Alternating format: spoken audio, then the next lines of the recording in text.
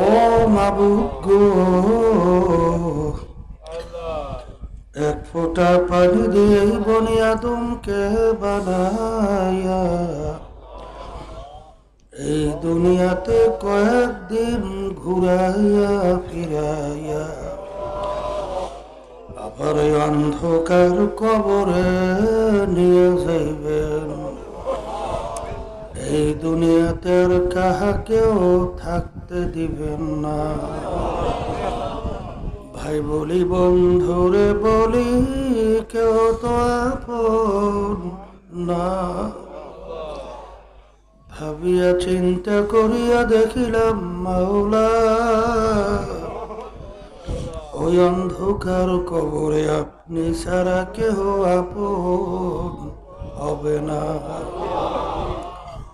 ربنا آتنا في الدنيا حسنة وفي الآخرة حسنة وقنا عذاب النار رب ارحمهما كما ربياني صغيرا سبحان ربك رب العزة عما يصفون وسلام على المرسلين والحمد لله رب العالمين. وعليكم السلام ورحمة الله وبركاته. الحمد لله الحمد لله نحمده ونستعينه ونستغفره ونؤمن به ونتوكل عليه ونعوذ بالله من شرور أنفسنا من يهده الله فلا مضل له ومن يضلله فلا هادي له ونشهد أن لا إله إلا الله وحده لا شريك له ونشهد أن محمدا عبده ورسوله أما بعد فأعوذ بالله من الشيطان الرجيم بسم الله الرحمن الرحيم يا أيها الذين آمنوا اتقوا الله حق تقاته ولا تموتن إلا وأنتم مسلمون صدق الله العلي العظيم. সবাই দুরূদ শরীফ পড়ি। আল্লাহুম্মা সাল্লি আলা সাইয়্যিদিনা ওয়া হাবিবিনা ওয়া মাওলানা মুহাম্মদ সাল্লাল্লাহু আলাইহি ওয়া আলা আলিহি ওয়া আসহাবিহি ওয়া বারাক ওয়া সাল্লাম। আল্লাহুম্মা সাল্লি আলা সাইয়্যিদিনা ওয়া নাবিয়িনা ওয়া শাফিঈনা ওয়া হাবিবিনা ওয়া মাওলানা মুহাম্মদ সাল্লাল্লাহু আলাইহি ওয়া আলা আলিহি ওয়া আসহাবিহি ওয়া বারাক ওয়া সাল্লাম। اللهم صل على سيدنا ونبينا وشفيعنا وحبيبنا ومولانا محمد صلى الله عليه وعلى آله وأصحابه وبارك وسلم. শুকরিয়া আদায় করতেছি মহান রব্বুল আলামিনের দরবারে।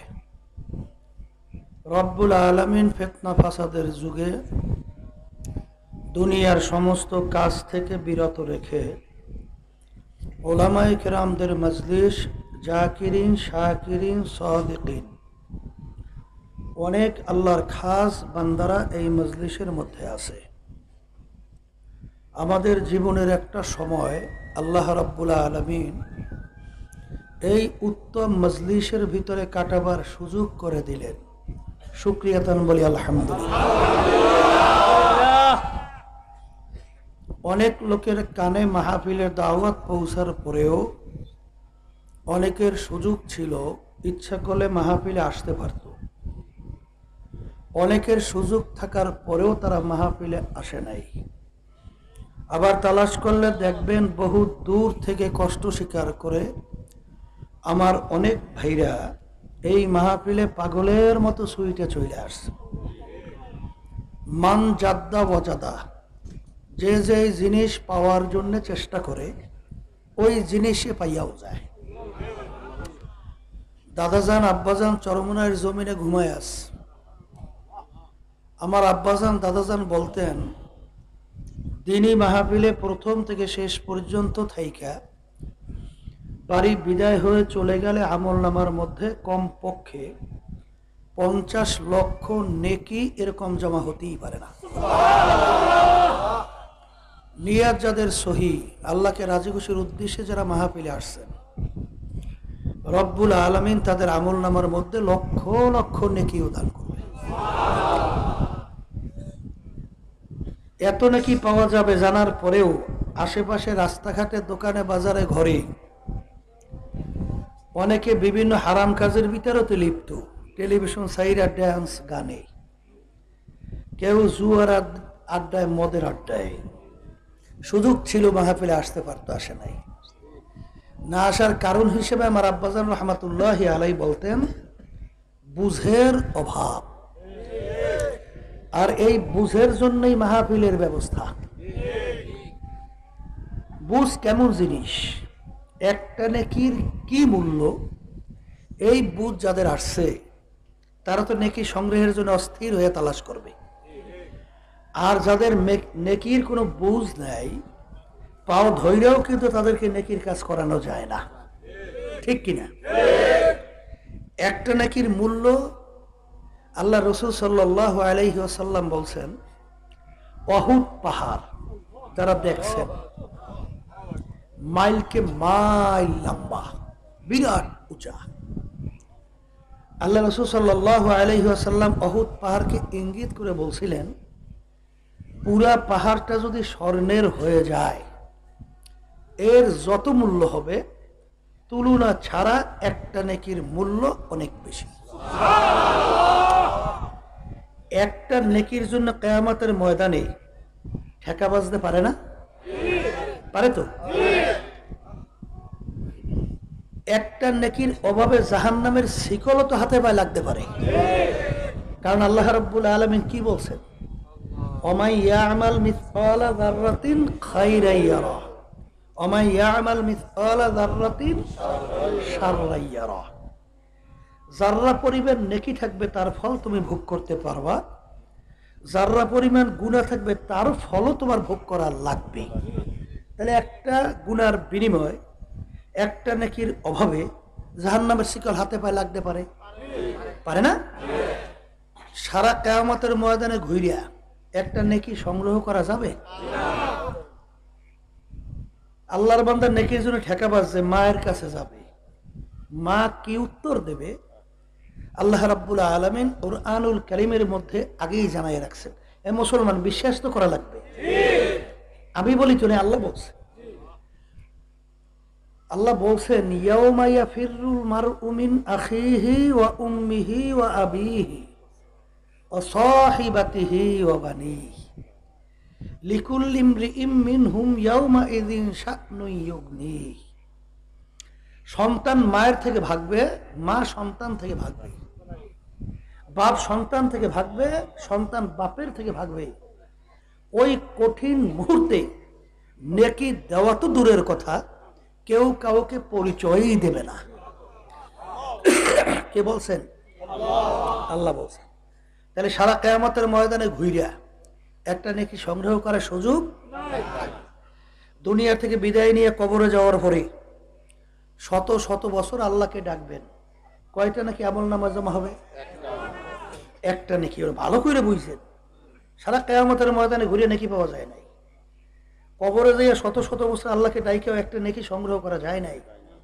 আর যারা আজকে মাহফিলে আসছেন, নিয়াত যাদের সহি, আল্লাহ কবুল করলে লক্ষ লক্ষ নাকি আমল নামায় জমা হবে।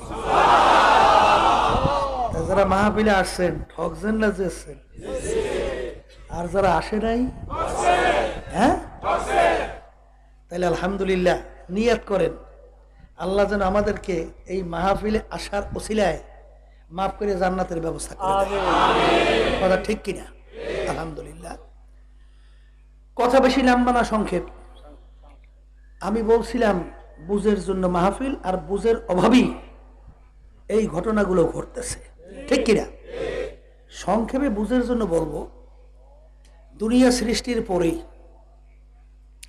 যত মানুষ দুনিয়াতে আসছিল, আছে, আসবে, আল্লাহর বান্দারা, আল্লাহ রসুল সাল্লাল্লাহু আলাইহি ওয়াসাল্লাম দুনিয়া থেকে বিদায় হয়ে গেল, প্রায় 1500 বছর হয়ে গেল। দুনিয়ার ভিতরে যত বৈজ্ঞানিক, যত দার্শনিক, যত পণ্ডিত, যত আবিষ্কার করলো, দর্শন দিল, বিভিন্ন ধরনের আবিষ্কার করলো, বহুত বই কিতাব অনেক কিছু লেখলো, কিন্তু পর্যালোচনা করলে ভুল করে নাই এরকম মানুষ দুনিয়াতে একজন বের করতে পারবেন? পারবেন একজন, নবীরা ছাড়া। কথা ঠিক কিনা? সবাই কিন্তু ভুল করে নাই, এরকম মানুষ দুনিয়াতে পাওয়া যায় নাই। হাসতাম সারা। অক্সফোর্ড বিশ্ববিদ্যালয় প্রতিষ্ঠা করছে বিজাতিরা, আমরা মুসলমানরা করছি। তাম দুনিয়ার ভিতরে উল্লেখযোগ্য দুনিয়ামুখী উচ্চ লেভেলের শিক্ষাপীঠ খ্রিস্টান সহ বিজাতিরা প্রতিষ্ঠিত করছিল। দুনিয়া সৃষ্টির পরে তারা 100 মনীষীর নাম তারা লিপিবদ্ধ করছে। যেইটার ভিতরে লিপিবদ্ধ করছে সেইটার নাম আছে দি 100, একটা বই নাম। কথা বুঝলেন? এই 100 দিয়ে এই বইয়ের মধ্যে সেখানে প্রায় 100-র মতো মনীষীর নাম যে লিপিবদ্ধ করলো, এই 100 মনীষীর ভিতরে 1 নম্বরের নামটা বাধ্য হয়ে বিজাতিরা নিয়ে আসলো মুহাম্মদুর রাসূলুল্লাহ সাল্লাল্লাহু আলাইহি ওয়াসাল্লাম। কার নাম? আল্লাহর রাসূলের নাম। এই ওদের দলীয় লোকেরা বলতেছিল যে আমরা হলাম অন্য জাতি, আপনারা যে নামটা নিয়ে আসলেন 1 নম্বরে, এ তো অন্য জাতির নবী, তার নামে 1 নম্বরে নিয়ে আসলে স্বাভাবিক আমাদের একটু ইজ্জত নষ্ট হয় না? কথা বলেন না কেন? তাহলে এর নামটা একটু নিচে নামাইয়ে দেওয়া যায় না? তখন লেখকরা বলছিল যে তোমাদের প্রস্তাব ঠিক আছে, তবে কার নামটা 1 নম্বরে নিয়ে আসা যায় তার প্রস্তাবটা তোমরা দাও। তারা বহু চিন্তা ভাবনার মাধ্যমে আল্লাহর হাবিবের সামনে 1ম নম্বরে নাম নিয়ে আসার দ্বিতীয় দুনিয়াতে আর কোনো ব্যক্তি পায় না। এ তো আমরা মুসলমানরা লিখি না, এ তো বিজাতিরা লেখছে। কথা ঠিক কিনা?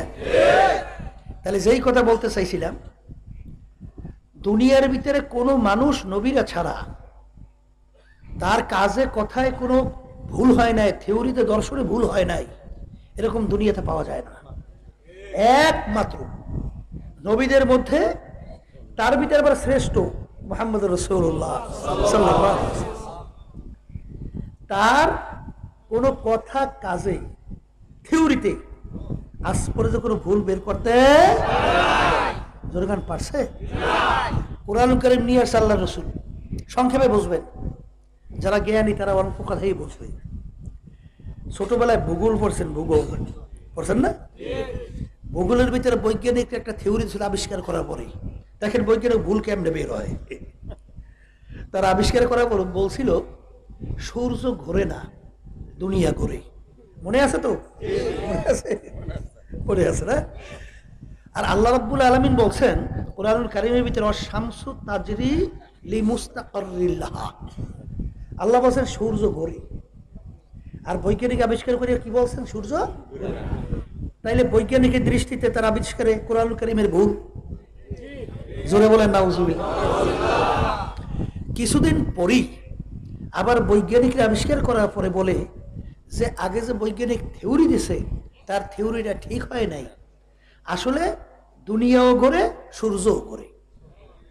আচ্ছা, এরপরে আবার বৈজ্ঞানিক আবিষ্কার করে থিওরি দিয়ে বলে যে দুনিয়া মোটে ঘুরেই না, শুধু সূর্যটাই ঘুরে। আল্লাহ দুনিয়া সম্পর্কে কিছু বলেন নাই, কিন্তু সূর্য সম্পর্কে বলছেন। এক কথা আমার আব্বাজান বলতেন, ও বৈজ্ঞানিকরা তোমরা আবিষ্কার করে বলো দুনিয়া ঘোরে সূর্য ঘোরে না, আবার বলে দুনিয়াও ঘোরে সূর্যও ঘোরে, আবার বলো দুনিয়া ঘোরে না মানে সূর্যই ঘোরে। এক কথা আব্বাজান বলতে তোদের মাথাটাও ঘোরে। তাই ঘুরতে ঘুরতে কোরআনুল কারীম ঠিক হয়েছে। কোরআনুল কারীম কি হয়েছে? এই কথার মাধ্যমে আমি বুঝাতে চাই 1500 বছর হয়ে গেল কোরআনুল কারীম নাযিল হইল। যেই কোরআনুল কারীমের শুরুতে লেখা আছে ভুল নেই, সন্দেহ নাই। এত আবিষ্কার দুনিয়াতে বৈজ্ঞানিক দার্শনিকরা করলো, দর্শন দিল, কিন্তু আজ পর্যন্ত কোরআনুল কারীম ছাড়া কি আর কেউ ভুল প্রমাণ অন্য কিতাব বইতে করতে পারে নাই, কিন্তু কোরআনুল কারীম থেকে কেউ ভুল বাড়ি করতে পারে না। পারছে? পারছে? তা না পারলে কি হলো প্রমাণ? বলেন কোরআনুল কারীম সত্য। তাই কোরআনুল কারীম যদি সত্য হয়, আমার বাজানদেরকে বলবো দুনিয়া কি স্থায়ী না ক্ষণস্থায়ী? কেমন ক্ষণস্থায়ী? এটু বুঝলেই হইবে, আর লাগবে না। কলে দেখতে না থাকতে শেষ। বলে সেকেন্ডের কোনো ভরসা নাই, নিঃশেষের বিশ্বাস আছে? আসলেই তো নাই। বাংলাদেশের এক গান গায়ক ফিরোজ শাহী, মনে আছে অনেকের, স্টেজের মধ্যে উঠে গানে টান দিছিল, 1 সেকেন্ডের নাই ভরসা, ঠাস ওই টানের মধ্যে পড়ে গেছে। এরপরে দেখে নাই। আল্লাহ রাব্বুল আলামিন দেখাইছে, তুই বলছো সেকেন্ডের ভরসা নাই, আসলেই নাই। কথা ঠিক কি না? এই আল্লাহর বান্দারা, পদ্মা ব্রিজ সেদিন উদ্বোধন হইল, 2 যুবক হুন্ডে অ্যাক্সিডেন্ট করে দুজন নাই। বুঝছিল আর বাড়ি যেতে পারবে না? বুঝছিল? হ্যাঁ, 4 মাসের ভিতরে ব্যবধানে দেখলাম একটা জরিপে 800-এর উপরে ফেরায় হুন্ডে অ্যাক্সিডেন্টে বাংলাদেশে মানুষ মারা গেছে। কি বুঝলেন? বরগুনা যাইবে ঢাকা থেকে লঞ্চ আসছে, হঠাৎ নদীর ভিতরে, লঞ্চের ভিতরে আগুন ধরে গেছে।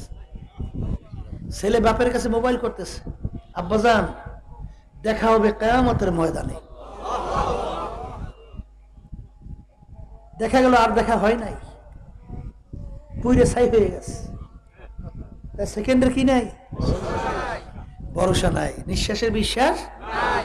তাহলে দুনিয়া ক্ষণস্থায়ী, আখিরাত যার শুরু আছে শেষ নাই। কেমন শুরু শেষ নাই? একটা উদাহরণ আল্লাহ রাসূল সাল্লাল্লাহু আলাইহি ওয়াসাল্লাম বুঝাইতে যেয়ে বলছিলেন, তামাম দুনিয়া যদি একটা গোডাউন বানাও, পশ্চিম থেকে পূর্ব, উত্তর থেকে দক্ষিণ, জমিন থেকে আসমান, জমিন থেকে আসমানের দূরত্বের এই হিসাব করে বের করা কোনো কায়দা নেই। তবে এতটুকু বুঝি, বৈজ্ঞানিকরা আবিষ্কার করার পরে বলছে, দুনিয়ার থেকে যে আমরা সূর্যটা দেখতেছি, এই সূর্য নাকি দুনিয়ার থেকে 9,30,00,000 মাইল দূরে আছে। কত দূরে? এই কথাই শেষ না। এই যে আমরা নিকটে তারকা দেখি, ওই তারকা নাকি ওই সূর্যের চেয়ে কোটি কোটি গুণ দূরে। এর উপরে তারকা আছে, তা নাকি তার চেয়ে কোটি কোটি গুণ দূরে। এরপর তারকা, এরপর তারকা, এরপর তারকা। বৈজ্ঞানিক শেষ পর্যন্ত বলে এত দূরে তারকা আছে যা সৃষ্টির পরে তার আলো জমিনে দৌড়েই আসতেছে, যদি এখন পর্যন্ত নাকি তার বেলা এসে দুনিয়ায় পৌঁছে নাই। আলোর গতি প্রতি সেকেন্ডে 1,86,000 মাইল বেগে দৌড়ায়। তাহলে সৃষ্টির পরে আলো দৌড়াইতেছে, এখন পর্যন্ত এসে পৌঁছে নাই।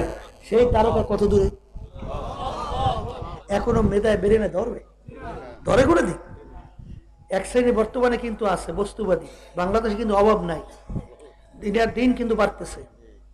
বর্তমানে বাংলাদেশে ক্লাস 1 থেকে শুরু করে MA ক্লাস পর্যন্ত শিক্ষা সিলেবাস থেকে ধর্মীয় শিক্ষা, ইসলামী শিক্ষা সব উঠাইয়া দিচ্ছে। সংসদে বলতেছিল এক সংসদ সদস্য, মাননীয় স্পিকার, কি হইতেছে দেশে? আগে ক্লাস 1 থেকে শুরু করে 9 ক্লাস পর্যন্ত সেখানে উমর রাদিয়াল্লাহু তাআলা আনহুর শিক্ষণীয় ঘটনা ছিল, আল্লাহ রাসূল সাল্লাল্লাহু আলাইহি ওয়াসাল্লামের জীবনী ছিল, সেখানে বিভিন্ন ইসলামের অনেক শিক্ষণীয় বিষয় ছিল। এখন সেগুলো বাদ দিয়া হিন্দুত্ববাদ, বিনাস্তিকবাদ সেগুলো ওখানে হইতেছে। এক দেশের ভিতরে এত মুসলমান বসবাস করে, সে দেশের ভিতরে এই ধরনের কার্যক্রম কেন চলছে মানে এটা আমাদের বুঝে আসে না। এরা কি চাইতেছে? এরা আবার বর্তমানে ক্লাস 9 পর্যন্ত নাকি ডারউইনের থিওরি এইটা বাস্তবায়নের জন্য চেষ্টা করতেছে। ডারউইনের থিওরিটা কি? বিবর্তনবাদ। বিবর্তনবাদটা কি? মানুষ নাকি আল্লাহ সৃষ্টি করে নাই। কথা বুঝেন কিছু? মানুষ নাকি বানর থেকে সৃষ্টি হয়েছে। আমি নাউজুবিল্লাহ পড়তে আছি, কিন্তু বাংলাদেশের ইউনিভার্সিটিতে এটা পড়াইতেছে এবং এটা এখন ক্লাস 9 পর্যন্ত বিস্তৃত করার জন্য, নাস্তিকতা বানানোর জন্য প্রচেষ্টা শুরু করছে। ডারউইন বলছে মানুষ বানর থেকে কেমনে সৃষ্টি হয়? কলে জঙ্গলে লাফাইতে লাফাইতে গাছের ঘষায় ঘষায় পশম লেজ পড়িয়ে অটোমেটিক মানুষ হয়ে গেছে। কলে তা কেমনে? কলে বানরের পার্সের সঙ্গে মানুষের অনেক পার্সের মিল আছে, লাফাইতে লাফাইতে মানুষ হইবে না কে? উদাহরণ দেয় ব্যাঙের বাচ্চা, ছোট অবস্থায় লেজওয়ালা, শরীর কালো, ঠিক না? বড় লেজ থাকে, এরপর রং কি কালো থাকে? তাহলে লেজ পইরিয়া এইখানে আবার কয়েল জ্বালা লোকেরা কলে সরাই দেন তো, যেই কথা বলছিলাম ওইটার পর জ্বালাইস কিনা ফট করিয়া, সেই লোকের কাম নাই। যেই কথা বলতে চেয়েছিলাম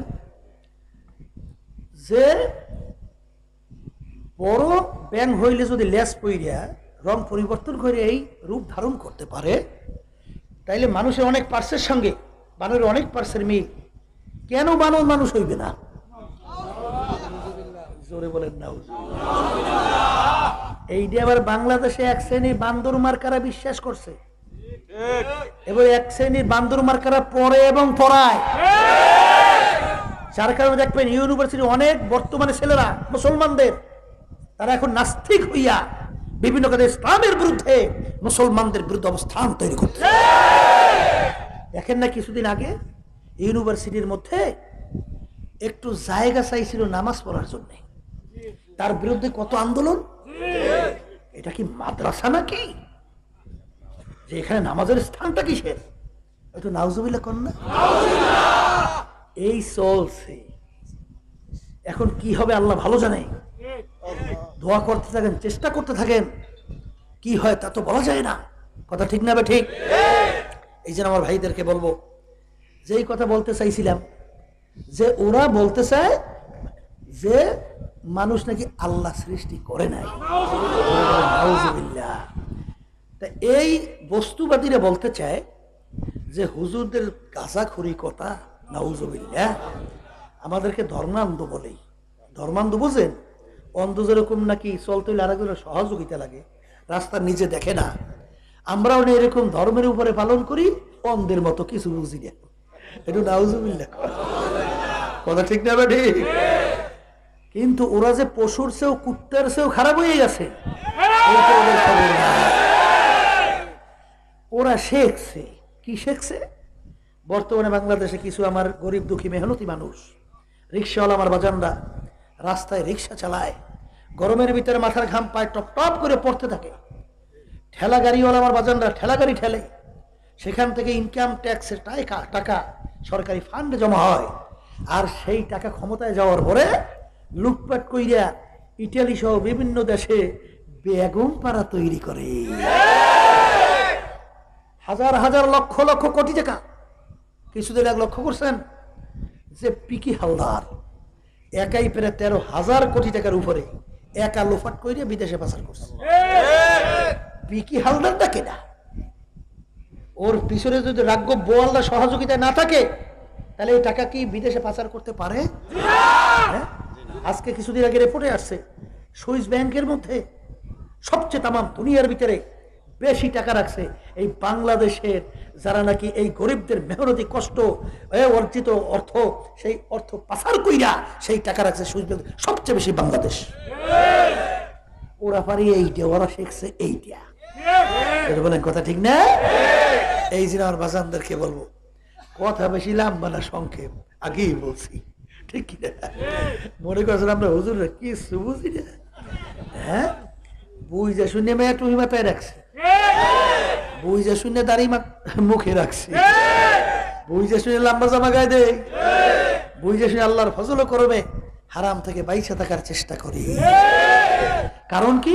চিন্তা ভাবনা করে দেখছি দুনিয়া কোন স্থান, আখিরাত কেমন চিরস্থায়ী। উদাহরণ দিয়ে বলতে চাই, বলছিলাম যে এই পুরা গোডাউন যদি আল্লাহ রসুল বলেন সরিষা দিয়ে ভইরে দাও, সরিষা চেনছেন? আর একটা কবুতর বা একটা পাখিকে যদি বলা হয় কবুতর পাখি একটা সরিষার দানা খাবা, আবার 500 বছর পরে আর একটা সরিষার দানা খাবা, এরকম 500 বছর পর পর একটা একটা সরিষার দানা খাইতে খাইতে তাম দুনিয়াময় গোডাউনের সরিষা একদিন না একদিন শেষ হবে। কিন্তু আল্লাহ রাসূল সাল্লাল্লাহু আলাইহি ওয়াসাল্লাম উদাহরণ দিয়ে বলেন আখিরাতের জিন্দেগি শুরু কোনোদিন শেষ নাই। এই জিন্দেগির সম্বল সম্পদ কামাই করতে হবে এই ক্ষণস্থায়ী দুনিয়ায় থাকা অবস্থা। কথা ঠিক কিনা? বলছিলাম কিয়ামতের ময়দানে ঘুরিয়ে নাকি কামাই করা যায় নাই, কবরে যাওয়ার পর শত শত বছর আল্লাহকে ডাইকো নাকি পাওয়া যায় নাই, আর দুনিয়ায় থাকা অবস্থায় একবার আল্লাহকে আল্লাহ বলে ডাকবেন, আমল নামায় নাকি জমা হবে। কথা ঠিক কিনা? এই জন্য আমার বাজানদেরকে বলবো, পর্দা আলে মা বোনদেরকে বলবো, তাহলে কোরআনুল কারীম সত্য। আর কোরআনুল কারীম যদি সত্য হয়, আমি আপনাদের সামনে আয়াত শরীফ তেলাওয়াত করছি। আয়াতের ভিতরে আল্লাহ রাব্বুল আলামিন বলেন, হে ঈমানদারেরা, কাদেরকে বলছেন? তোমরা আমাকে ভয় করো। কে বলেন? আল্লাহ। কি করতে বলছেন? ভয় করো, করার মতো করো। আর খবরদার, সতর্কবাণী, মুসলমান না হইয়া কেউ মরিও না। কে বলছেন? আল্লাহ। আল্লাহ বলছেন ঈমানদারেরা আমাকে ভয় করো, করার মতো, আর মুসলমান না হইয়া মরিও না। কথা ঠিক কিনা? কাদেরকে বলছেন? ঈমানদারদেরকে। এখন ঈমান কাকে বলে? বলে ঈমান একটা আরবি শব্দ, বাংলা অর্থ বিশ্বাস। আর বিশ্বাস আবার 3 জিনিসের সমন্বয়।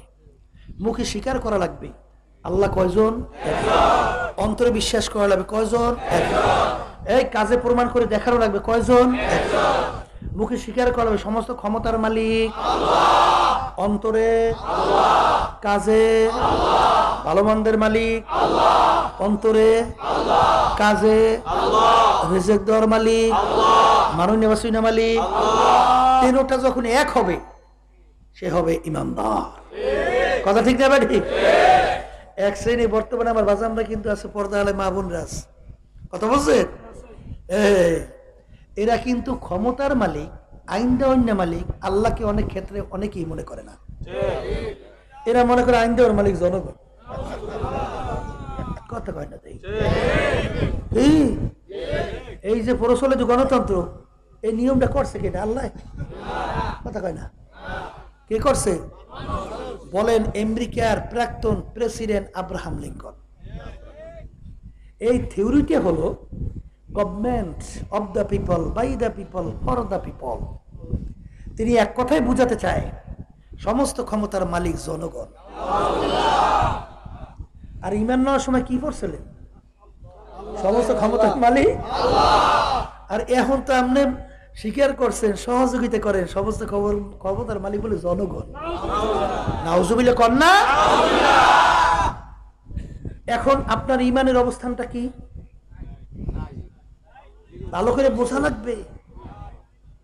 বর্তমানে সরকার আওয়ামী লীগ, তাদের থিওরি কি? ধর্মনিরপেক্ষতাবাদ। কথা হয় না? কি তাদের থিওরি? এই ধর্মনিরপেক্ষতাবাদের প্রবক্তা কারা? দেখেন ভারতে বিশেষ করে এইটা প্রচলিত বেশি। ইন্দিরা গান্ধী, মহাত্মা গান্ধী, জওহরলাল নেহরু সহ ধর্মনিরপেক্ষতাবাদের তারা ব্যাখ্যা দেয়।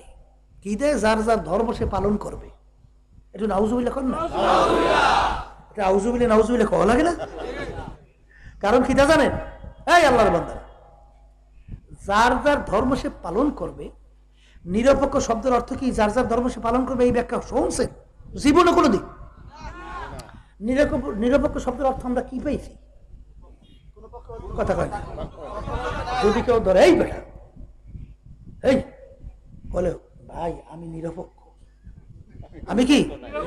আমি কোনো পক্ষ টক্ষ নাই ভাই। এর অর্থ কি? কোনো পক্ষ নাই। কিন্তু যার যার ধর্ম সে পালন করবে, এই ব্যাখ্যাটা আসলো কোথা থেকে? সম্পূর্ণ বানানো অযৌক্তিক একটা ব্যাখ্যা। কথা ঠিক কিনা? আচ্ছা বলেন তো, কোনো মানুষ নিরপেক্ষ হইতে পারে? হিন্দু তাদের ধর্মপক্ষ অবলম্বন তারা করবে না? খ্রিস্টান তাদের ধর্মপক্ষ অবলম্বন করবে না? ইহুদি তাদের ধর্মপক্ষ অবলম্বন করবে না? আমরা মুসলমান, আমরা আমাদের ধর্ম ইসলামের পক্ষ অবলম্বন করবো না? কোন মানুষ নিরপেক্ষ হয়?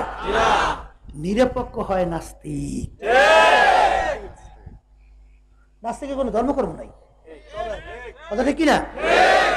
আপনি যদি আমাকে জিজ্ঞাসা করেন আপনি কে, আমি বলবো আমি রেজাউল করিম, আমি একজন মুসলমান, আমার ধর্ম ইসলাম। কি পক্ষ হইলাম না নিরপেক্ষ? আচ্ছা যদি জিজ্ঞেস এই তুমি কেনা, বলে আমি রামায়ণ, বলে আমি একজন হিন্দু, আমার ধর্ম হইল হিন্দুত্ববাদ। বলে তুমি কেনা, বলে আমি জর্জ ডব্লিউ বুশ, বলে আমি একজন খ্রিস্টান, আমার ধর্ম হইল খ্রিস্টবাদ। ধর্মের ব্যাপারে নিরপেক্ষ হওয়া যায়? নিরপেক্ষ যদি বলে আমি হিন্দু না, আমি মুসলমান না, আমি খ্রিস্টান না, এইটা হচ্ছে নিরপেক্ষ, ঠিক না? এই জন্য এই দলই এক নেতা বলছিল বাংলাদেশে আমি হিন্দু না, আমি মুসলমান না, খবর তো নাই। আহা দু কিস্তি পর পারা দে না চেরা যায়, দুই নৌকের ভিতরে ফালা গাইছো। মসজিদে যাইয়া সেজদা দেয় আমার মাওলাকে খুশি করার জন্য, বাহিরে নাইমা স্লোগান দেয় তার নেতা নেত্রীকে খুশি করার জন্য। দুজনে খুশি করতে গেছে। আর আল্লাহ রাসূল বলেন, ও আমার উম্মতেরা, দুনিয়া এবং আখিরাতের সম্পর্ক কাজুররাতাইন, দুই সতীনের মতো। দুই সতীন যেরকম একত্রে খুশি রাখা যায় না, এরকম একত্রে আখিরাত এবং দুনিয়াকে একত্রে খুশি রাখা যায় না। কেউ যদি দুনিয়াকে খুশি করতে যাও আখিরাত বাজার হবেই হবে, আবার কেউ যদি আখিরাতকে খুশি করো দুনিয়া বেজার হবেই হবে। একসঙ্গে খুশি রাখা আল্লাহ রাসূল সাল্লাল্লাহু আলাইহি ওয়াসাল্লাম বলেন হবে না, কোনদিন সম্ভব না। সেইটা করতে যাইবে তার ধ্বংস, খসরাত দুনিয়া ওয়াল আখিরাহ, দুনিয়াতেও ধ্বংস আখিরাতেও ধ্বংস। এই জন্য আল্লাহর রাসূল বলেন, আখলিস দীনাকা ইয়াকফিকা আল কালিলু মিনাল আমাল, হে আমার উম্মতেরা তোমাদের ঈমানকে নির্ভেজাল করো, একেবারে পরিচ্ছন্ন কি করো, পরিষ্কার নির্ভেজাল করো। যদি তোমাদের ঈমানকে নির্ভেজাল করতে পারো, অল্প আমলি তোমার নাজাতের জন্য যথেষ্ট। আর নির্ভেজাল না কইরা সারা নামাজ পড়বেন, তাসবিহে সারাদিন জিকির করবেন, দান সৎকার অভাব নাই, হজ 10 বারই করছেন 20 বারই করছেন, সারাদিন ইবাদতের ভিতরে থাকবে, ওদিকে ইমানের ভিতরে তো রুটি। কথা ঠিক না? এত গাদা গাদা আমলের কোনো মূল্য নাই। এই জন্য ইমানকে স্বচ্ছ করা লাগবে। কেমন স্বচ্ছ? আল্লাহ রাব্বুল আলামিন কুরআনুল কারীমের ভিতরে তোমাকে আমাকে বলছেন, আমিনু কামা আমানান নাস। কেমন স্বচ্ছ করবা, কেমন ঈমান আনবা? সাহাবায়ে কেরামরা যেভাবে ঈমান আনছিল, সাহাবা কেরামদের ইতিহাস পড়ে দেখেন মিয়া, দুনিয়া সব একদিকে চলে গেছে, কিন্তু তাদেরকে আল্লাহর ফজল ও করমে ঈমান থেকে টলাতে সরাতে পারে না। নির্ভেজাল ঈমান তৈরি করতে হবে। এরপর আল্লাহ রাব্বুল আলামিন বলে, হে ঈমানদারেরা আমাকে ভয় করো, ভয় করার মতো ভয় করো। এই আয়াত নাযিল হওয়ার পরে সাহাবায়ে কেরাম অস্থির হয়ে গেল। আল্লাহকে ভয় করার মতো ভয় করা এটা কোনোদিন আমাদের দ্বারা সম্ভব না। তখন আল্লাহ রাব্বুল আলামিন অন্য আয়াত নাযিল করেন, হে ঈমানদারেরা, তোমাদের সাধ্য শক্তি অনুযায়ী, তৌফিক অনুযায়ী আমাকে ভয় করো। সাধ্যের বাইরে না, সাধ্য শক্তি অনুযায়ী আমাকে ভয় করো। এ আল্লাহর বান্দারা, পর্দার আড়ালের মা বোনেরা, ইন্না আকরামাকুম ইনদাল্লাহি আতকাকুম। আমরা মনে করি চেয়ারম্যানের ভিতরে সম্মান, এমপি হওয়ার ভিতরে সম্মান, পীর মুফতি মুহাদ্দিস হওয়ার ভিতরে সম্মান, বেশি বেশি টাকা সম্পদের মালিক হওয়ার ভিতরে সম্মান, খুব বড় ডক্টরের ডিগ্রি, বিভিন্ন কায়দায় কায়দায় এর ভিতরে সম্মান। আল্লাহ বলতেছেন, না, আমার কাছে সম্মানিত সেই যার ভিতরে আমার ভয় পয়দা হবে। সবাই বলি সুবহানাল্লাহ। আল্লাহর ভয় যদি ভিতরে পয়দা না হয়, ওই আল্লাহর বান্দাবান্দি কখনোই সে গুনার থেকে ফিরতে কোনোদিন পারবে না। কারণ বাহ্যিকভাবে মানুষের ভয়তে অনেকে গুনাহ করে না, কিন্তু যখন গোপনে কেউ দেখে না গুনাহ তার সামনে আসলো, তখন যদি মাওলার ভয় ভিতরে না থাকে, সে কোনোদিন গুনার থেকে ফিরতে পারবে না। যদি আল্লাহর ভয় তার ভিতরে পয়দা হয়, দুনিয়ার কেউ দেখে না, তখন তার খেয়াল আসে কেউ দেখে না, একজন তো দেখে, আমার আল্লাহ আমাকে দেখে। এই ভয় যার ভিতরে একবার পয়দা হবে, ওই আল্লাহর বান্দাবান্দি তখন গুনার থেকে সে ফিরতে পারবে। এছাড়া কোনো শক্তি তাকে গুনার থেকে ফেরাবার শক্তি নাই। জোরে বলেন কথা ঠিক কিনা? এই আল্লাহর বান্দারা, পর্দার আড়ালে মা বোনেরা, যার ভিতরে আল্লাহর ভয় পয়দা হবে, হাদিসের ভিতরে আসছে আল্লাহর রাসূল বলেন, তার গুনাহগুলো আমলনামা থেকে এইভাবে ঝইরা পইরা যাবে, যেরকম নাকি একটা গাছের পাতা যদি শুকিয়ে যায়, গাছ দইরা যদি কেউ ঝাঁকা দেয়, যেরকম পাতাগুলো ঝরঝর ঝরঝর করে পইরা যায়, যার ভিতরে আল্লাহর ভয় পয়দা হবে, তার আমলনামা থেকে এরকম গুনাহগুলো ঝইরা পইরা আমলনামা গুনাহ মুক্ত হইয়া যাবে। এই জন্য আমার বাজানদেরকে বলবো, পর্দা আলে মা বোনদেরকে বলবো, অন্তরের ভিতরে ভয় পয়দা করার জন্য যাদের ভিতরে আল্লাহর ভয় আছে, তাদের সঙ্গে তোমার সম্পর্ক তৈরি করা লাগবে। কারণ তাদের সঙ্গে যদি সম্পর্ক তৈরি করতে পারো, দেখবা আল্লাহর ফজল ও করমে অল্প সময়ের ব্যবধানে তোমার ভিতরে আল্লাহর ভয় পয়দা হইতে থাকবে। কথা ঠিক কিনা? 3 নম্বরে বলছিলাম, ওয়ালা তামুতুন্না ইল্লা ওয়া আনতুম মুসলিমুন। হে ঈমানদারেরা, হে আমার বান্দা বান্দিরা, খবরদার, সতর্কবাণী, তোমরা কেউ মুসলমান না হইয়া মরিও না। কে বলছেন? এই কথাটা শোনার পরে আমাদের অনেকেরই তো খুশি লাগার কথা যে আমরা এখানে যারা আছি সবই তো মুসলমান। কথা ঠিক কিনা? আমরা মুসলমান করে জন্মগ্রহণ করছি না, সবই তো মুসলমান। কিন্তু বাজান, মুসলমানের ঘরে হইলে মুসলমান হওয়া যায় না। মুসলমানের একটা আরবি শব্দ, ইংরেজিতে বলে সারেন্ডার, বাংলা অর্থ হলো আত্মসমর্পণ। কবি এক কথায় বোঝাতে যেয়ে বলছিলেন, মুসলমানি কাকে বলে? মুসলমানি বুয়াদ গর্দান নেহাদান এনানে খোদ বাদাস্তে খাজাদাদান। ঘোড়া যখন মুখের ভিতরে লাগাম লাগায়, লাগাম লাগাইয়া যখন সওয়ারির হাতে ছেড়ে দেয়, ঘোড়ার নিজের ব্যক্তিগত বুদ্ধি চালাকি শক্তি আর কিন্তু থাকে না। সওয়ারি ঘোড়াকে যেভাবে চালায় ওইভাবে ঘোড়ার চলা লাগবে। ঘোড়ার সওয়ারি যদি ডানে টান দেয় লাগাম, ঘোড়ার ডানে যাওয়া লাগবে, বামে টান দিলে বামে, পিছনে টান দিলে দাঁড়াইয়ে থাকা লাগবে। ঠিক আল্লাহর বান্দারা, কবরের যাত্রীরা, আমরা যারা মুসলমান দাবি করি, কালিমা পড়ি নাই, এরকম কেউ মুসলমান তো আমরা নাই। সবাই তো কালিমা পড়ছি, কি পড়ি নাই? কি কালিমা পড়ছি? কালিমা তাইয়্যিবা লা ইলাহা ইল্লাল্লাহু মুহাম্মাদুর রাসূলুল্লাহ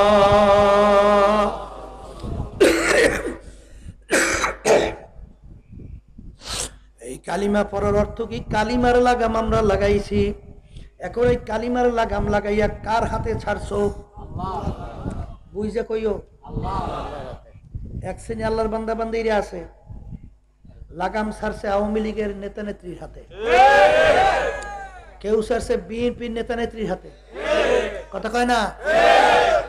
কেউ ছাড়ছে বিদেশি লন্ডন আমেরিকা ওই কালচার, বুশ টনি ব্লেয়ার সহ তাদের হাতে, কথা ঠিক কিনা? তাদের যে কালচার এটা তার কাছে ভালো লাগে, আছে না নাই? এর জন্য কবি বলতে যাইয়া বুঝাতে যাইয়া বলছিলেন, ও মুসলমান না আমেরিকা লা লন্ডন সে হুলফত হামি মস্ত মদিনা কর খুদায়া। ও আব্দুল করিম, ও রহিমা খাতুন, তোমার 3.5 হাত নৌকা তুমি কোথায় ছাড়ছো? তোমার এই নৌকা কি টনি ব্লেয়ার লন্ডনে যাইয়া ঘাট দিবে, না আমেরিকায় ঘাট দিবে, না আল্লাহর হাবিবের রওজার পাশে ঘাট দিবে? কি বুঝলে? এই মুসলমান শব্দের অর্থ আত্মসমর্পণ, কথা কয় না? আত্মসমর্পণ কাকে বলে? যে যার কাছে আত্মসমর্পণ করবে তার নিজের ব্যক্তিগত আর কোনো চালাকি বুদ্ধি শক্তি আর চলবে না। যার কাছে করবে সে যেভাবে চালাবে ওইভাবে চলবার চালাবার নামই হইল আত্মসমর্পণ। এই মুসলমান কাকে বলে এইটা বুঝাবার জন্য প্রতি বছর আল্লাহ রাব্বুল আলামিন ঘুরাইয়া ঘুরাইয়া হজকে তোমার আমার সামনে নিয়ে আসে। কি নিয়ে আসে? এই হজ নিয়ে আসে প্রতি বছর। পুরা হজের ভিতরে নিয়ম মুসলমানি হাতে নাতে শিক্ষা দেওয়া। হজ কিসের জন্য? কোন হাতে নাতে মুসলমানি শিক্ষা দেওয়া। বলে তা কেমন? ইব্রাহিম আলাইহিস সালাতু ওয়াস সালাম বুড়ো বয়সে তার সন্তান আল্লাহ দান করলেন ইসমাইল আলাইহিস সালাতু ওয়াস সালাম। তাম দুনিয়া তার কাছে আদরের আর কিছু তারপরে নাই। আল্লাহ রাব্বুল আলামিন তাম দুনিয়ার মুসলমানকে কিয়ামত পর্যন্ত বুঝাবার জন্য আল্লাহ রাব্বুল আলামিন বলেন, ইব্রাহিম আর বিবি হাজরাকে সন্তান ইসমাইল সহ বনবাসে দিয়ে আসো। আল্লাহু আকবার। কেমন বনবাস? যেখানে মানুষ নাই, ঘর নাই, বাড়ি নাই, গাছ নাই, পানি নাই, কোনো খাবারও নাই। কেমন মুসলমান? তিনি রাজি হয়ে গেল, কি হবে তা জানে না। বিবি হাজরা সালাতু ওয়াস সালাম ইসমাইলকে নিয়ে যখন বনবাসে, যখন এখানে আল্লাহর ঘর, যেখানে আল্লাহু আকবার জমজম কূপ, ওখানে যখন নিয়ে গেল, ওখানে রাইখা যখন আসতেছে, বিবি হাজরা সালাতু ওয়াস সালাম ডাক দিয়ে বলে, স্বামী গো, আপনি আমাদের উপরে কেন রাগ হয়েছেন জানি না। আপনি কোনো মানুষ নাই, জন নাই, ঘর নাই, বাড়ি নাই, গাছ নাই, পানি নাই, এখানে আপনি আমাদেরকে রাইখা যাইতেছেন। 2-1 দিন পরে আমাদের আর খানাও থাকবে না, পানিও থাকবে না, তখন আমরা সব মারা যাব। এখানে কেন আপনি আমাদেরকে রাখতেছেন জানি না। এটা কি আমাদের উপর রাগ হইয়া না আল্লাহর হুকুম? তখন আলাইহিস সালাতু ওয়াস সালাম বলেন, বিবি হাজরা, আমার মাওলার হুকুমে তোমাদেরকে রাইখা যাইতেছি। কেমন মুসলমানের মুসলমান ডাক দিয়ে বলে, স্বামী গো, যদি আমার মাওলার হুকুম হইয়া থাকে আমাদের কোনো দাবি না, তবে 2-1 দিন পরে আমরা কেউ থাকবো না, আমাদের লাশ একটু জানাজা পড়াইয়া দাফন কাফন করিয়ে। আরে যখন খানা পানি শেষ হইয়া গেল, আরে মায়ের বুকের দুধ শুকাইয়া গেল। ছোট বাচ্চা যখন মায়ের বুকের ভিতরে দুধের টান দেয়, দুধ বের হয় না, ঠাট্টা মারিয়া চিৎকার মারিয়া সন্তান বেহুশ হইয়া পইরা যায়। এখন সন্তান মারা যাবে যাবে, মায়ের তো মন মানে না, মায়ের সামনে সন্তান কিভাবে মারা যাবে। এই দুর্বল শরীরে জানে এই মরুভূমির ভিতরে কোথাও পানি নাই, কোথাও কোনো খানা নাই। ওই দুর্বল শরীরে সাফা মারোয়া, ওর ভিতরে পানি তালাশ করে যখন গেল, ইসমাইল আলাইহিসসালামকে জমজম কূপ যেখানে ওখানে রাইখা সাফা মারোয়া তার পাশেই যারা হজে গেছেন দেখছেন বাজান একটা ঠালা জায়গা আছে। ওই জায়গায় যাওয়ার পরে সন্তান ইসমাইলকে দেখা যায় না। সন্তান কি নাড়াচাড়া করতেছে না মইরা লাশ হইয়া দাঁড়া হইয়া পইরা রইছে। দৌড় দিয়া দেখার জন্য যখন ওই দুর্বল শরীরে দৌড় দিল, আল্লাহ রাব্বুল আলামিন কিয়ামত পর্যন্ত সমস্ত হাজীদেরকে হুকুম করলেন, হাজীরা আমার হাজেরা যেখানে দৌড় মারছে সেখানে না দৌড় দিলে হজ কবুল করব না।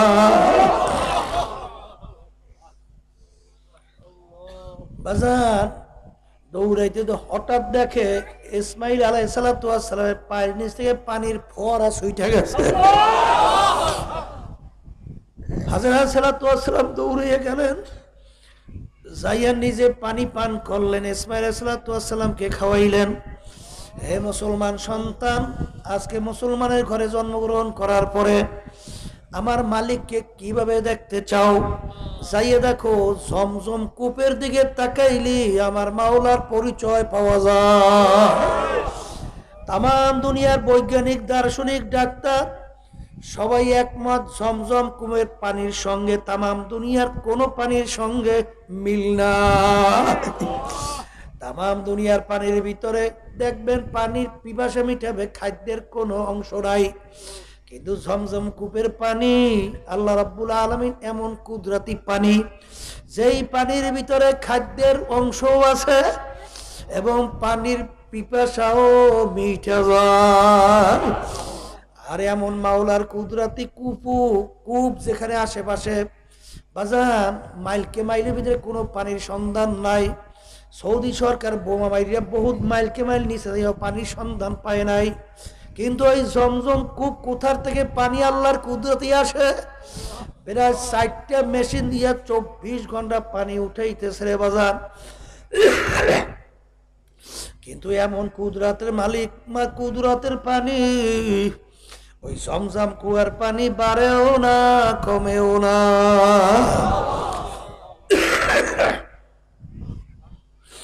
সন্তান 7-9 বছরের বয়সে পৌঁছলো, আবার আমার মালিকের পরীক্ষা শুরু হয়ে গেল। ইব্রাহিম আমার রাস্তায় কোরবানি করো।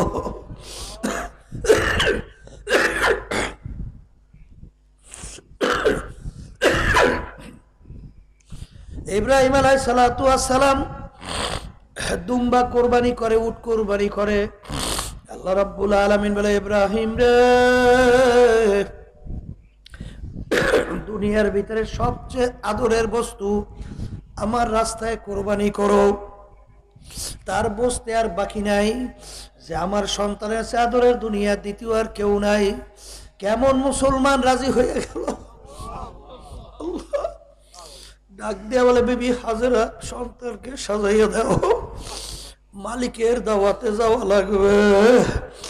বিবি হাজেরা সালাম বোঝেন নাই, সন্তানকে সাজাইয়া দিল। চন্দ্রের মতো চকচক করতেছে মুখমন্ডল। আরে আগে ছুরি দড়ি নিল, নিয়ে রওনা করলো, শয়তানের গায়ে আগুন ধইরা গেল। এই পরীক্ষা যদি ইব্রাহিম ইসমাইল পাশ কইরা যায়, কিয়ামত পর্যন্ত মুসলমানদেরকে ধোঁকা দিয়ে আর কোনোদিন ফিরানো যাবে না। যখন নাকি হাজেরা সালামকে যাইয়া বলে, বিবি হাজেরা দৌড় দাও। আরে ইব্রাহিম আলাইহিসসালাম তোমার সন্তানকে জবাই দিতে রওনা করছে। বিবি হাজেরা সালাম বলেন, বাপ কোনোদিন সন্তানকে জবাই দিতে পারে না। তখন আসল কথা না কইরা পারে না। বলে, বিবি হাজেরা দেখো না, 2-3 দিন পর্যন্ত তোমার স্বামীর মাথা খারাপ হয়ে গেছে। উট কোরবানি করে, আরে পশু জবাই করে, দুম্বা কোরবানি করে। আরে আমার মালিকের হুকুম হয়ে গেছে ইসমাইলকে জবাই করার জন্য, কোরবানি করার জন্য।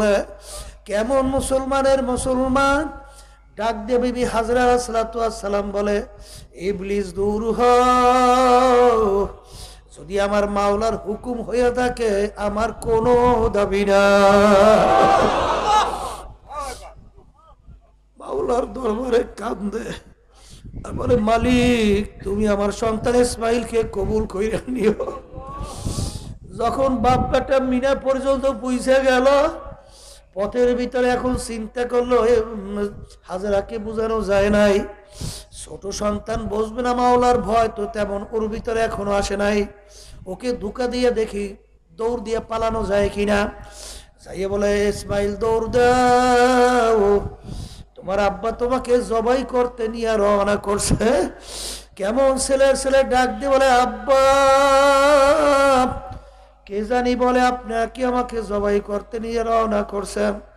ইব্রাহিম আলাইহিস সালাতু ওয়াস সালাম, বাবা ইবলিস শয়তান পাথর মারো, এরকম 3 জায়গায় ধোকাতে যায়, 3 জায়গায় পাথর মারছে। আল্লাহ রাব্বুল আলামিন কিয়ামত পর্যন্ত সমস্ত হাজিদেরকে হাতে নাতে মুসলমানি শিক্ষা দেওয়ার জন্য বললেন, আমার ইসমাইল যেখানে পাথর মারছে সেখানে পাথর না মারলে হজ কবুল করব না। বাজান বাপ্পাটা মিনা পর্যন্ত পৌঁছে গেল। এখন বাপ ডাক দিয়া বলে, বাবা ইসমাইল আমার মালিকের হুকুম হয়ে গেছে তোমাকে কোরবানি করার জন্য, বাবা তোমার কি মত?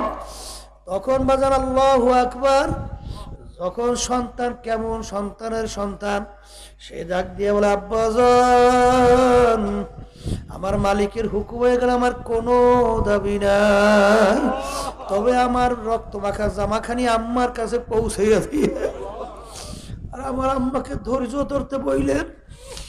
আল্লাহ যখন নাকি বাপ্পাটা আল্লাহু আকবার ছুরি বের কইরা সন্তানকে শোয়াইয়া জবাই করবে, ওদিকে হাজরার কান ধরে আসমান কান্দে, মাওলার রহমতের দরিয়া জোশ মাইরা গেল। মালিক হাজরার কান্না সহ্য হয় না। ওদিকে আল্লাহ রাব্বুল আলামিন গফুরে হুকুম দিয়া রাখলো, ও ছুরি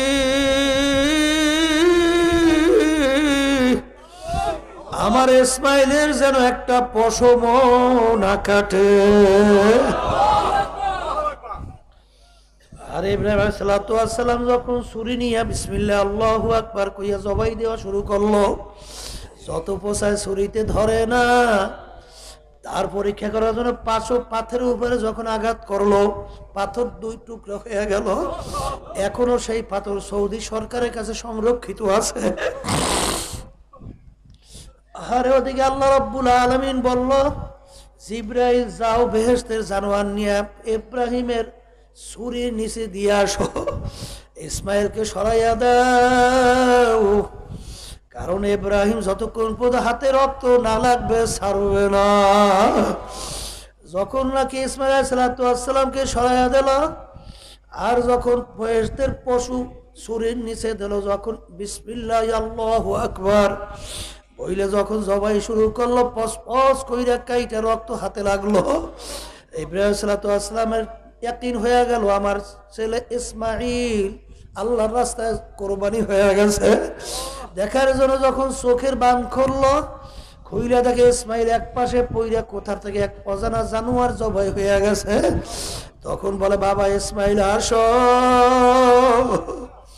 আমার মাওলার হুকুম যদি পালন করতে পারলাম না।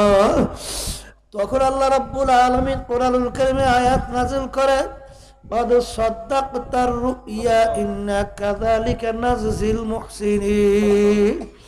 ইব্রাহিম হয়ে গেছে, তোমার স্বপ্নকে তুমি সত্যে পরিণত করছো, তুমি মহসেন বন্দাদের অন্তর্ভুক্ত হয়ে গেল। এই জন্য আমার বাজানদেরকে বলবো, পর্দা আলে মাহবুবদেরকে বলবো, বাজান আমার মালিক বলছেন মুসলমান না হইয়া কেউ মরিও না। বাজার মুসলমান বলা হয়, আমার মালিক তার রসুলকে পাঠাইছেন দুনিয়ার ভিতরে, আমাদেরকে যেভাবে চলতে বলছেন, যেভাবে চালাতে বলছেন, সেইভাবে চলা, সেইভাবে চালানোর নামই হইল মুসলমান। এই জন্য আমি আপনাদের জন্য দোয়া করি, আমিও দোয়া চাই, মালিক যেন আমাদেরকে ইমানকে মজবুত কইরা, আল্লাহর ভয় ভিতরে পয়দা কইরা, খাঁটি মুসলমান হইয়া যেন কবরে যাইতে পারি। আল্লাহুম্মা আমিন। এই ঘরের মেয়ে লোকের হাত উঠাও, মাওলার দরবারে দুই চোখের পানি ফেলাও, আর মাওলার দরবারে কান্না, আর মালিকের দরবারে মাপ চাও। যদি কান্না না আসে মনকে বুঝরে মন, একদিন এই ঘরের দরজা দিয়ে নতুন বউ হয়ে উঠছিল রে। কত মেয়ে লোকে শরবত খাওয়াইলো, কত মেয়ে লোকে বাতাস করলো, আবার এমন একটা দিন আসবে এই ঘরের দরজা দিয়া মরা লাশ হইয়া বের হওয়া। ছেলে কানবে মা মা করে, মেয়ে কানবে মা মা করে, জবাব তো আর দিবানা। মালিক আপনি একটু মাঠের দিকে তাকাইয়া দেখে, আমাদের ছেলেও মরে নাই, মেয়েও মরে নাই, গুনাহ করে বসছি রে, মাফ করে দেন গো মাওলা, মাফ করে দেন। আল্লাহর বান্দারা জোর করে কান্দেন, জোর করে কান্দেন। সন্তান মারা গেলে চোখে পানি আসে, সম্পদ নষ্ট হয়ে গেলে চোখের ভিতরে পানি আসে। তোমার আমার গুনার কারণে যে জাহান্নামের আগুন জ্বলছে, ওই জাহান্নামের আগুন চোখের পানি ছাড়া ঠান্ডা হবে না। আল্লাহ যাদের উসিলায় মাহফিল হইল, চেষ্টাকারী সাহায্য করলো, আমরা যারা মাহফিলে উপস্থিত হয়ে গেলাম, আমাদের সবার উপরে খাস মেহেরবানি নাযিল করেন আল্লাহ। এ আল্লাহ আমাদের মাদ্রাসার জমিদাতা, তার স্ত্রী ইন্তেকাল করছে, আল্লাহ কবর জিয়ারত করলাম, আল্লাহ তার কবরকে বেহেশতের বাগান বানাইয়া দেন। আমরা যারা হাত তুলছি জানি না এই উপস্থিত কার আম্মা, কার আব্বা, কার দাদা দাদু, নানা নানু, স্ত্রী, আত্মীয় স্বজন, পুত্র দুনিয়া থেকে বিদায় নিয়ে কবরে গেল। আল্লাহ আমার মুজাহিদ ভাইরা, মা বোনেরা, বিশেষ করে আমাদের ওয়াহাব মাস্টার সহ আল্লাহ যারা কবরে শুয়ে রয়েছে, সবার কবরকে আপনি বেহেশতের বাগান বানাইয়া দেন। আল্লাহ কে কোন নিয়তে হাত তুলছে জানি না, সবাই দিলের নেক মাকসাদ গুলা পুরা করে দেন। আল্লাহ মাহফিলকে হেদায়েতের জরিয়া বানাইয়া দেন। মাদ্রাসাকে আপনি দিনের জন্য কবুল করে নেন, মসজিদকে আপনি দিনের জন্য কবুল করে নেন। আল্লাহ যারা সহযোগিতা দান করলো, দানের ওসিলায় নাজাতের ওসিলা বানাইয়া দেন। সুবহান রাব্বিকা রাব্বিল ইজ্জাতি আম্মা ইয়াসিফুন ওয়া সালামুন আলাল মুরসালিন ওয়ালহামদুলিল্লাহি রাব্বিল আলামিন।